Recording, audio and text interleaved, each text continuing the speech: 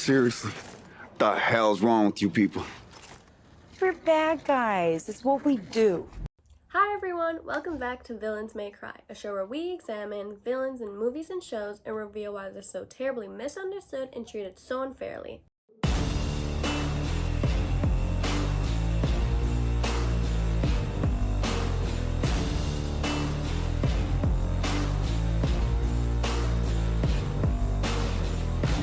I'm Kameline.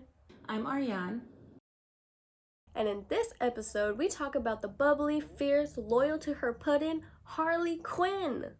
She's one of the most famous female characters in the DC universe, especially due to the recent movies that have come out in the past few years. Margot Robbie has played Harley Quinn in the 2 Suicide Squad movies, and she also has played the character in the movie Birds of Prey.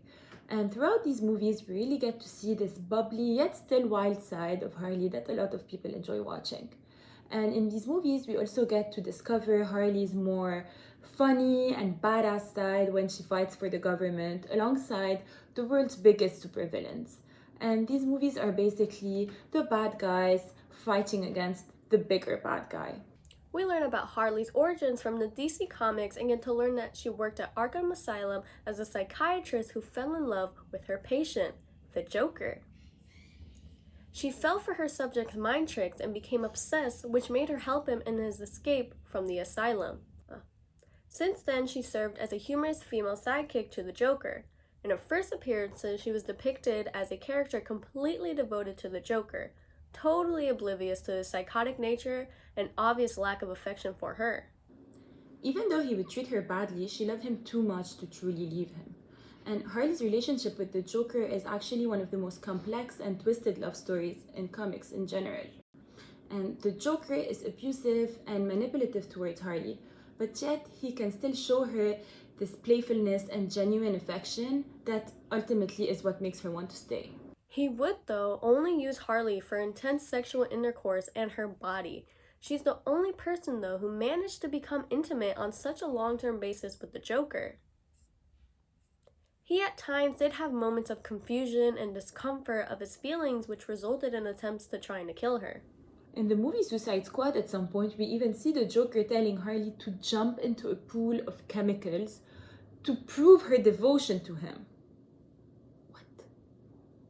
In the 2019 TV show called Harley Quinn, which follows the misadventures of Harley Quinn and her best friend Poison Ivy after leaving the Joker, Harley realizes how horrible Joker has been treating her, so she finally breaks up with him. You treated me bad. What? You lied to me. You never loved me. Come I on. know that now. Well, that's nonsense, Puddin'. My motives are never clear. I'm an agent of chaos. That's what you love about me. Not anymore. We're through. Oh, yeah, this again? Let me make this clear. You don't ever break up with me. I'm the top supervillain in Gotham. Not for long, because you're looking at your replacement. You? Replace me? I created you. You won't even get out of this building alive unless I let you. The Joker wants to keep Harley not because he loves her, but because he loves the attention he gets from her and the control that he has over her. And even though these characters are fictional, and a lot of the crazy things that they do are also fictional, there are some things that happen that are still very real to some people.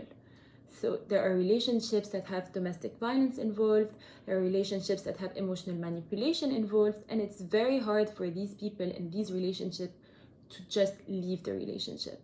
So this could be because they are being manipulated into thinking that these acts of emotional or physical abuse are actually acts of love, of them being tricked that they are still being loved, or because they are too scared to leave because they don't know or they're afraid of what might happen if they do. And in many cases, it can also be because of the Stockholm Syndrome phenomenon, which happens when victims of abuse and captivity actually start developing positive feelings towards their abuser or captor. For Harley, we can see how badass she is on her own, and she learns that she doesn't need Joker to prove how strong she is. Did Harley do horrible things as well? Yes, she did. Was she also manipulated and abused by someone who she loved and tried to show how devoted she is to him? Yep, that's true too.